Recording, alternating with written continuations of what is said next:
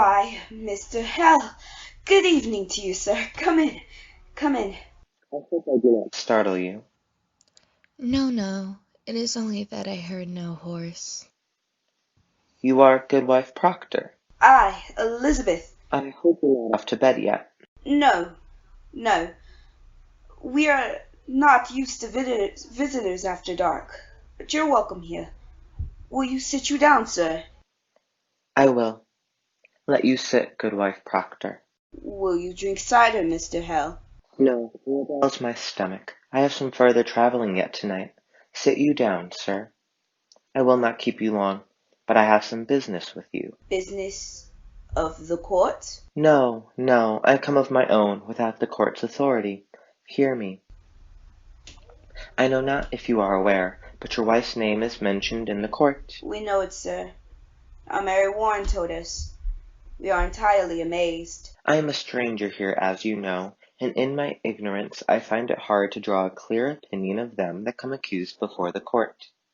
And so this afternoon, and now tonight, I go from house to house. I come now from Rebecca's nurse's house, and Rebecca's charged? God forbid such a one be charged.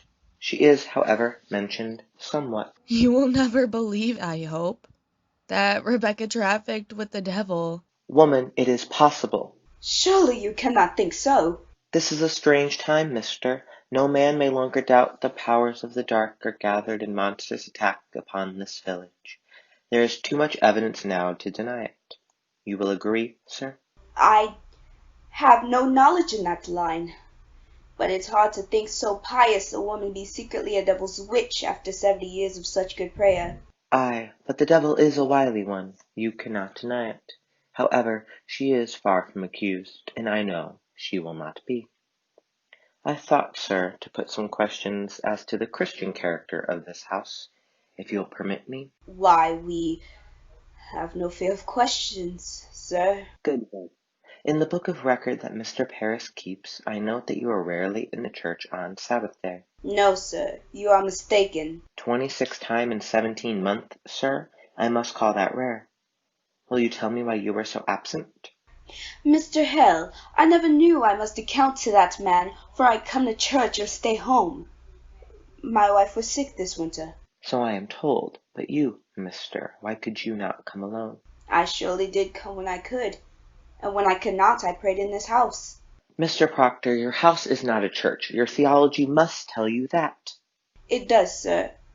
It tells me that a minister may pray to God without he have golden candlesticks upon the altar. What golden candlesticks? Since we built this church, there were pewster candlesticks upon the altar. Francis' nurse made them, you know, and a sweeter hand never touched the metal. But Paris came, and for 20 weeks he preached nothing but golden candlesticks until he had them. I labor the earth from dawn of day to brink of night, and I tell you true, when I look to heaven and see my money glaring at his elbows, it hurts my prayer, sir. It hurts my prayer. I think sometimes the man dreams cathedrals, not clapboard meeting houses. And yet, mister, a Christian on Sabbath day must be in church. Tell me, you have 3 children? Aye, boys. How comes it that only 2 are baptized? I like it not that Mr. Parris should lay his hand upon my baby. I see no light of God in that man. I'll not conceal it.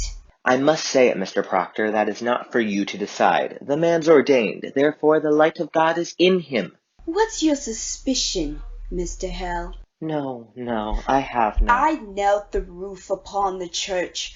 I hung the door. Oh, did you? That's a good sign, then. It may be I have been too quick to bring the man to book. But you cannot think we ever desired the destruction of religion. I think that's in your mind, is it not? There is a softness in your record, sir, a softness. I think maybe we have been too hard with Mr. Parris. I think so, but sure we never loved the devil here. Do you know your commandments, Elizabeth? I surely do. There be no mark of blame upon my life, Mr. Hale. I am a covenanted Christian woman. And you, mister? I am sure I do, sir. Let you repeat them, if you will. The commandments? Aye. Thou shalt not kill. Aye. Thou shalt not steal. Thou shalt not convert thy neighbour's goods, nor make unto thee any graven image. Thou shalt not take the name of the Lord in vain. Thou shalt have no other gods before me. Thou shalt remember the Sabbath day and keep it holy. Thou shalt honor thy father and thy mother. Thou shalt not bear false witness. Thou shalt not make unto thee any graven image. You have said that twice, sir. Aye. Adultery, John.